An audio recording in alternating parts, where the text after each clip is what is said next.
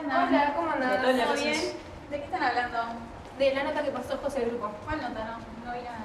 Es la misma noticia, pero de otro medio. ¿Qué hacen? ¿Todo bien? Hola, Hola, ¿cómo ¿andás andás? bien? ¿Dónde estaban? Vienen acá comentando un poco sobre lo que mandaste del grupo ahí. Ay, qué ¿vieron? loco, ¿no? Sí, mal viaje. Julieta nos confirmó la entrevista para la semana que viene. Ay, traje los materiales, así podemos ir planeando en base a eso. Miren, ahí están el mail, las notas y tengo por acá la tesis.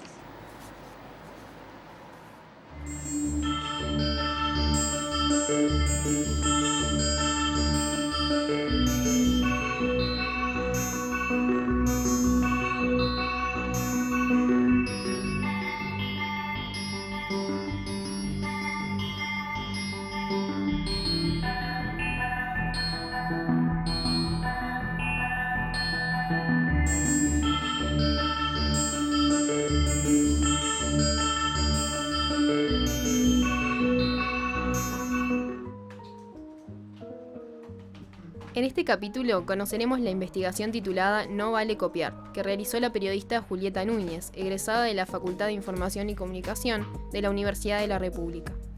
Está enfocada en los comunicados que envió el equipo de prensa del nacionalista Juan Sartori durante la campaña electoral de 2019, y que fueron reproducidos en los portales de prensa escrita montevideanos como productos periodísticos propios. Esta práctica despertó la curiosidad de Julieta, ya que vincula la labor de los periodistas con las dinámicas de la comunicación política, al mismo tiempo que descuida la ética periodística. La investigación, que empezó como un trabajo de grado, fue galardonada con el Premio Nacional de Prensa Escrita Marcelo Helen en 2021.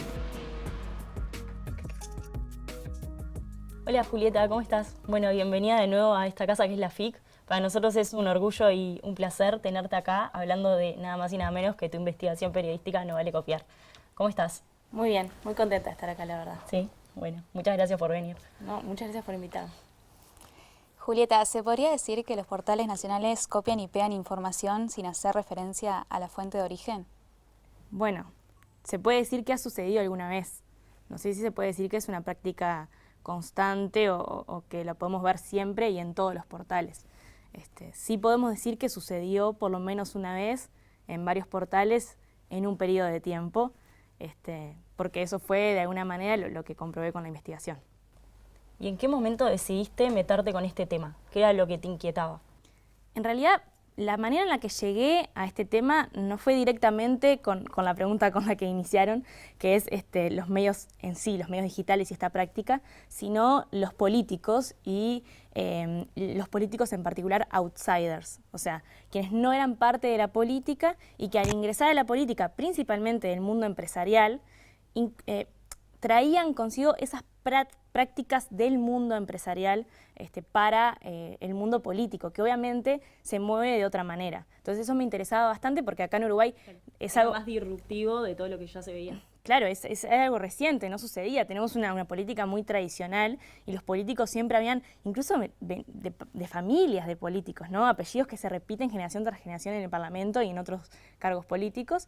Y estas personas llegan de otro lado, con otro background, ¿no? Con otra forma de hacer y traen todo eso a la arena política y la vuelcan allí. Y eso obviamente tiene consecuencias a cómo se manejan en campaña, sobre todo. ¿Y te costó hacer un trabajo que implicaba de alguna manera un cierto cuestionamiento a quienes son tus colegas hoy en día? Teniendo en cuenta además que sos en ese momento sobre todo, una periodista re joven que está como empezando su trayecto. Sí, en realidad trato de no tomármelo, o traté en ese momento de no tomármelo como un cuestionamiento a mis colegas, para nada. Sí traté de tomarlo como una observación a las prácticas en general. No fue nunca mi intención señalar periodistas o señalar medios en particular, sí encontrar la raíz de por qué estaba sucediendo esto. Obviamente hay ahí un dilema no solo ético en la práctica, sino ético para mí también, porque estoy yendo tras algo que nos toca a todos y a todas las periodistas, y de alguna manera fue difícil, pero sí siempre me lo traté de tomar no como una crítica o como señalar periodistas o señalar medios, sino como observar una práctica y entender lo que estaba detrás. Eso era lo que más me interesaba.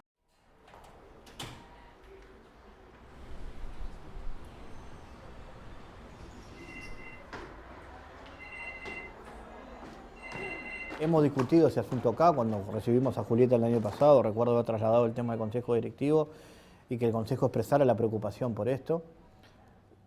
Repetir y publicar una gacetilla textual no es hacer periodismo, porque no hay ningún punto de interpretación de la realidad si vamos a publicar una textualidad que envió un agente de prensa o hasta un publicista. Estamos básicamente repitiendo el discurso que en ese caso el candidato quería expresar. ¿Y tuviste algún tipo de temor a la hora de iniciar la investigación o al finalizarla una vez que se publicó? Bueno, fue un proceso muy largo, ustedes ya lo saben, fue parte de mi trabajo de egreso de la facultad, entonces siempre tuve como un respaldo universitario desde el minuto uno, desde que lo empecé a investigar, incluso antes de estar haciendo el trabajo final de grado, la tesis, y eso obviamente me daba mucho valor para salir. Pero sí es verdad que bueno, creo que todo lo que investigamos, cuando lo investigamos nos da un poco de miedo porque no sabemos con qué nos vamos a encontrar. Y hay como muchos mitos y cuestiones asociadas a la investigación, sobre todo de las prácticas políticas, y uno tiene miedo con qué se va a encontrar. Al final, con el tiempo vas investigando y no quieres parar.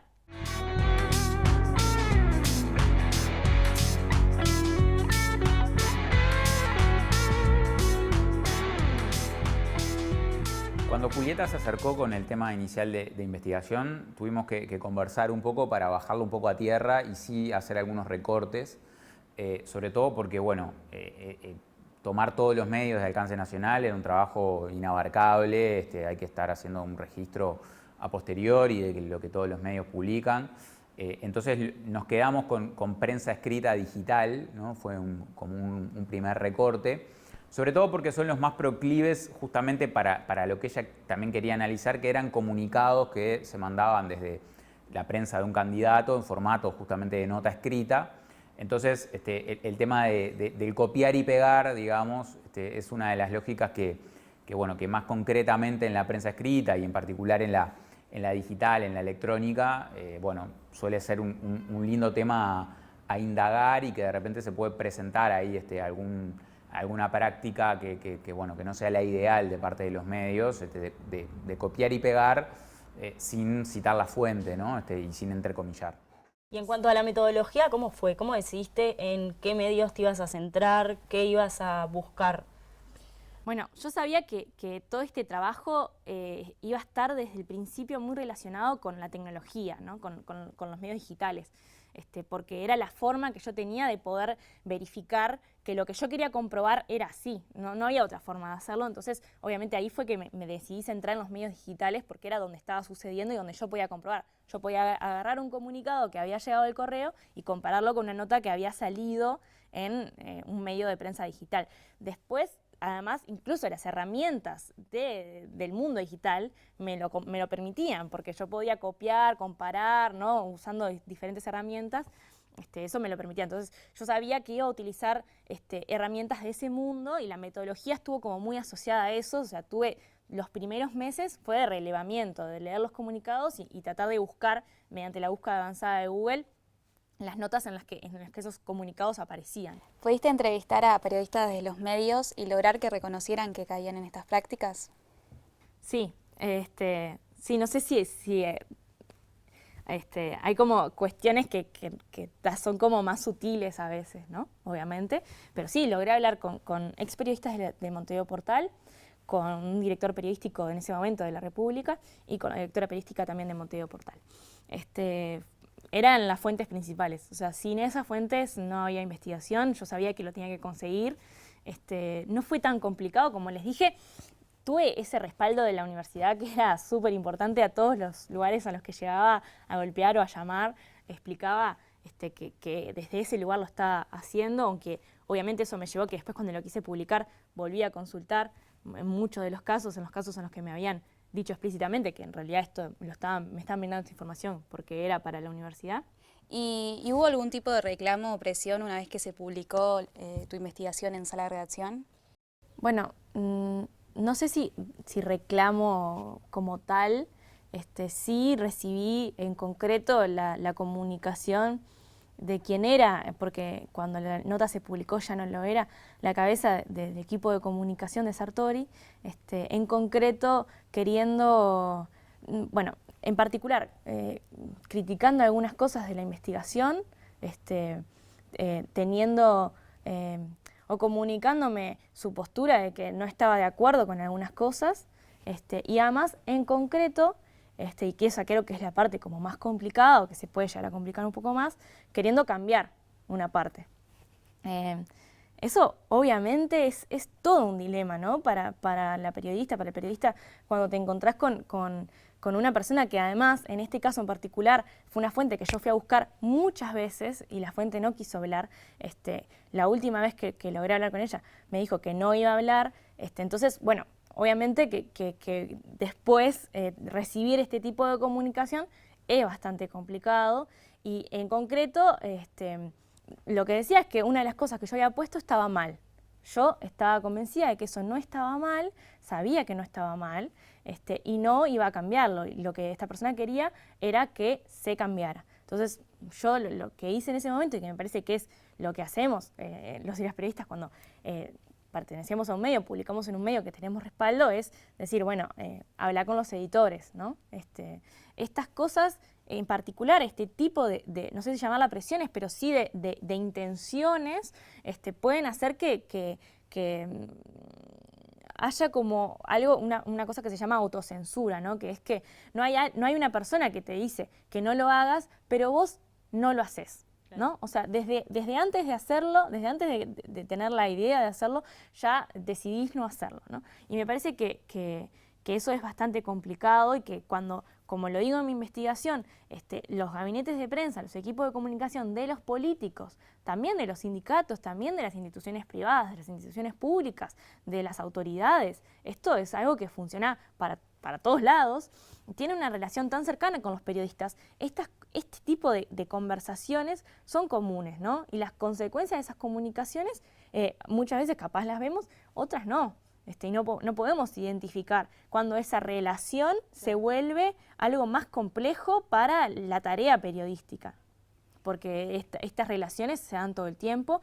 Tampoco hay que demonizar la relación de alguien que trabaja en un gabinete o el que le hace la comunicación a un político con un periodista. No hay que demonizarla. Sí hay que saber separar los tantos, ¿no? Y que si tengo que investigar, si tengo que publicar sobre algo que está sucediendo, bueno, que esa relación, que ese vínculo, que capaz que no es de amistad, sino laboral, pero que tiene unos años y que obviamente nutre tu trabajo, solamente lo nutra, ¿no? Claro. No sea el que decida lo que publicás y lo que no publicás y no sea el que lea tu nota después y te diga, esto sacalo, ¿no? Eso es lo que no puede suceder, me parece.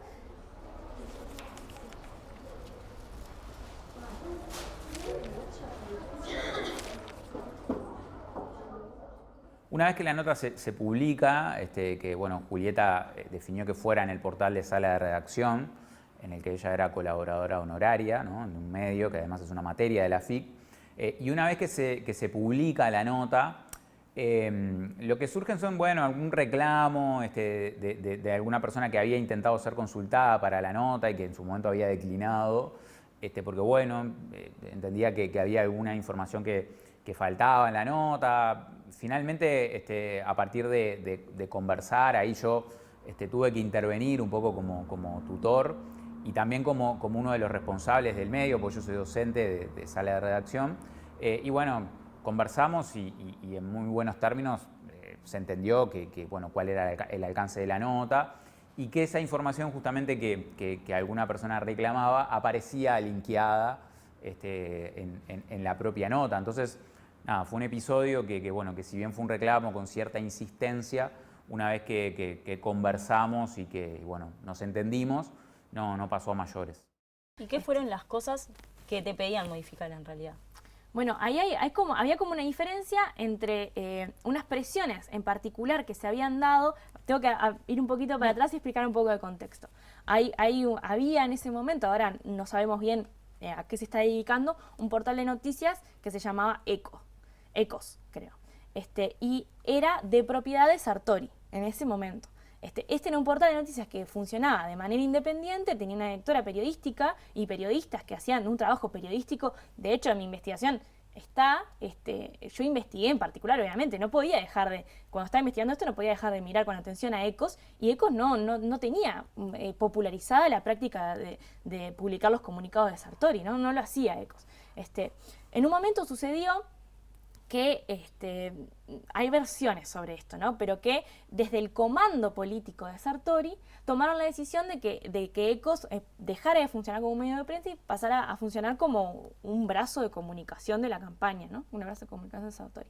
En ese momento hubo muchos conflictos con los trabajadores y con los periodistas. Y yo en la nota, en la investigación pongo que el comando político había presionado en su momento a quien era la editora, la directora periodística de ECOS, para hacer cosas que ella no quiso hacer. Porque ella no quiso hacer estas cosas, es que el resultado es que no se publicaban estos comunicados. Claro, hubo ¿no? una resistencia de parte de los periodistas. Yo así lo planteé como que había sido el comando político y de alguna manera desde el equipo de comunicación, el ex equipo de comunicación de Sartori, desde la cabeza del ex equipo, lo que querían era que no se dijera que habían presiones, pero en realidad las presiones habían sido del comando político, no del equipo de comunicación. Julieta, ¿a qué conclusión llegaste con tu investigación respecto a las prácticas periodísticas actuales? Bueno, en realidad mi investigación intenta como explicar la razón de estas prácticas, como lo venimos hablando desde el principio. Y bueno, llegué a dos conclusiones principales. Una tiene que ver con que estas prácticas se generan en los medios, se reproducen en los medios por una necesidad económica, ¿no? Por problemas económicos que tienen diversas consecuencias. Tienen consecuencias en la cantidad de horas que puedo contratar a los periodistas, la cantidad de periodistas que puedo tener ocupándose para determinadas cosas, ¿no? Para determinadas secciones, lo bien que se sienten esos periodistas con su trabajo, ¿por qué no? Con su pago, ¿no? Con la tarea que están haciendo, pero también tiene que ver con formas de solventar el medio, en el caso de la República concretamente, que hacía, no era tácito, no era algo tácito, pero sí hacía que hubiera una línea más directa entre el equipo de comunicación de Sartori y la redacción, en ese caso de la República. Y en el caso de Montevideo Portal, lo que me dijo su director responsable es que había una razón plenamente de clics, ¿no? Del contenido que convenía y de la rapidez, obviamente, con la que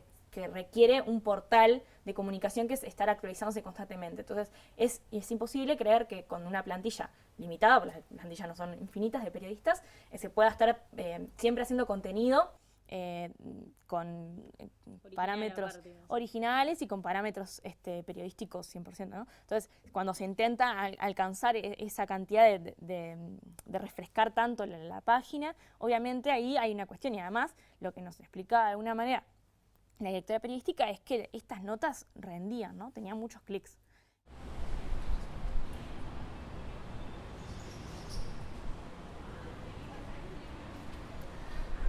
Es un tema del cual deberíamos reflexionar mucho más. Es una cuestión que atañe a los trabajadores, que muchas veces tiene que ver con las direcciones de los medios, con intereses comerciales. Atrás de eso hay cuestiones que tienen que ver con la pauta publicitaria, de la cual viven los medios de comunicación, que no atañen directamente a los periodistas, pero indirectamente sí, porque si tenemos un medio que no es viable y que comienza a tener dificultades en pagar salarios a sus trabajadores, ahí sí está en juego la situación de los periodistas, cuando, como sucede hoy, hay medios que tienen dificultades para pagar salarios y por lo tanto hay trabajadores que no cobran como corresponde. Y digamos que algunas de las prácticas periodísticas que detectaste entran en conflicto con lo que es la ética periodística. Desde la Asociación de la Prensa Uruguaya, ¿se tomaron cartas sobre el asunto? ¿Se actuó? ¿Se expresó algo o no? Eso fue lo que yo traté de averiguar, de alguna manera. Hablé con el presidente de la Asociación de APU, y hablé también con quien, bueno, le consulté sobre el trabajo de la Comisión de Ética, y hablé con una periodista que había integrado el comité cuando se elaboró el Código de Ética Periodística. La realidad es que no se hizo nada desde la Asociación de Prensa. En concreto, con este caso, este comité de ética puede actuar por motu propio, ¿no? Puede decidir actuar, expedirse por algo, o puede recibir denuncias. Ni recibió denuncias, ni actuó, ¿no? El Código de Ética habla también de que existe en APU, está vigente, activo, un tribunal arbitral que cumple funciones de tribunal de ética, que puede actuar en caso que se considere que exista una violación desmedida del trabajo ético de un periodista. Esta no es la situación, pero tal vez lo que sí sea necesario que ese organismo, ese tribunal que integran 3 destacados colegas de mucha trayectoria, sí comience a plantearle a nuestros colegas una instancia de reflexión y, por qué no, de capacitación para entender que esa no es la práctica que hay que aplicar. Son propias de la campaña electoral. Yo, después de ese episodio que en su momento investigó Julieta, con el que conversamos, no volví a notar que eso volviera a aparecer en los medios, pero sí fue evidente que durante la campaña electoral, no todos, pero sí algunos medios, y sobre todo medios digitales, utilizaron esta práctica. Hay que entender que quizás nosotros, porque somos periodistas y porque estamos muy en contacto con ese mundo, podemos discernir o cuando leemos una nota podemos ver las influencias que hay detrás. Por lo general, lo mismo que lo lee. Exacto. O sea, los lectores por lo general no pueden ver eso. Entonces yo creo que sí es una práctica que está muy expandida y que no se ha hecho nada en concreto y tampoco el mundo periodístico en sí, o sea, los periodistas por fuera no tienen una condena tan clara de esta práctica. No es algo de lo que se habla. Ni entre periodistas ni afuera, además, hacia los periodistas. Bueno, no ha sucedido nada en concreto. Y bueno, mencionábamos anteriormente que tu investigación titulada No vale copiar, la publicaste en Sala de Redacción el año pasado. ¿Por qué decidiste publicarla en Sala de Redacción y no en otros medios que quizás te pudieron haber ofrecido? Bueno, para mí fue un logro publicarla en Sala de Redacción porque yo no era estudiante en ese momento. Entonces no sabía si podía, pero yo realmente sentía que era el medio al que pertenecía esta investigación. O sea, esta investigación pertenece a la Facultad de Información y Comunicación, yo lo siento así. No hubiera sido posible si yo no hubiera tenido no solo el respaldo, sino la formación periodística que tuve en estos años de carrera, 5 años de carrera. Yo no hubiera logrado hacer esta investigación, no sería la periodista que soy si no hubiera pasado por estos salones, y aprendí muchísimo en Sala de Redacción. Me parece que es un medio que es, desde la ética periodística y de las prácticas periodísticas, intachable. O sea, yo no sé si puedo decir eso del resto de los medios, ¿no? Y Sala es así. Yo conozco cómo trabaja Sala y sé que tiene criterios éticos y periodísticos admirables. Y me parecía que era el único lugar en el que yo me iba a sentir 100% confiada de publicar esta información y que iba a sentir ese respaldo y era el lugar donde tenía que estar. Tenías la convicción. Y de no que sea sabía ahí. si lo iba a lograr, lo conversamos y se pudo. Para mí es una alegría que esté ahí. Sobre el Premio Nacional de Prensa Escrita Marcelo Helen, ¿qué significó para vos recibir eso? Bueno, fue ¿Te lo esperabas? No, fue una sorpresa. Uno se postula a ese premio, ¿no? Una se postula a ese premio y o sea, tampoco fue que cayó del cielo. Pero nunca me imaginé, o sea, cuando me presenté, que iba a quedar. Menos que iba a ganarlo compartido con una investigación tan excelente como es la de Cecilia Álvarez, que es una gran investigación y lo ganamos el premio en conjunto. Para mí es un honor estar compartiendo con ella este premio. Y bueno, nada, una alegría de verdad.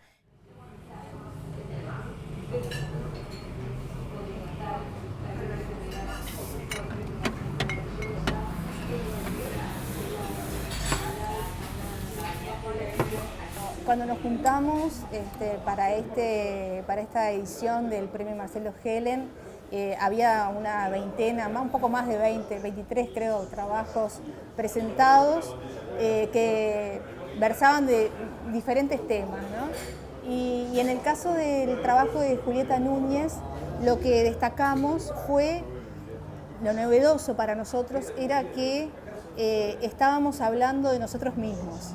O sea, es un trabajo que hablaba de la práctica periodística en sí y de cómo, había algunas prácticas que no se correspondían con lo que se debe perseguir en el periodismo, ¿no?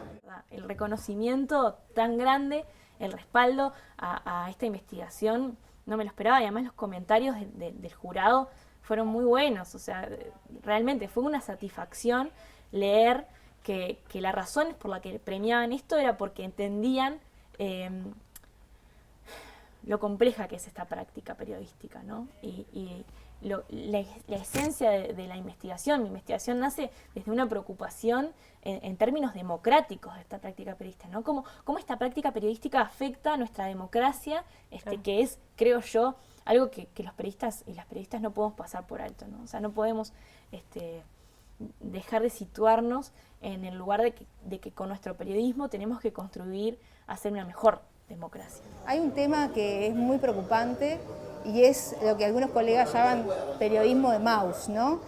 Sentarse en una computadora, recibir algunos trabajos hechos por la prensa de los partidos o de una empresa, y así como está, le cambiamos alguna palabra, le sacamos algún adjetivo y lo publicamos. Bueno, eso no es periodismo, y creo que el trabajo de Julieta tiene ese valor enorme de interpelarnos como trabajadores de los medios. Muchas gracias, Julieta, por compartir el desarrollo de tu investigación y contribuir también a generar reflexiones colectivas sobre la práctica periodística, así que es un placer para nosotras que hayas estado acá. Muchas gracias. No, un placer para mí, de verdad, estar acá y contar con este trabajo de parte de la facultad es fundamental. Muchas gracias. A vos.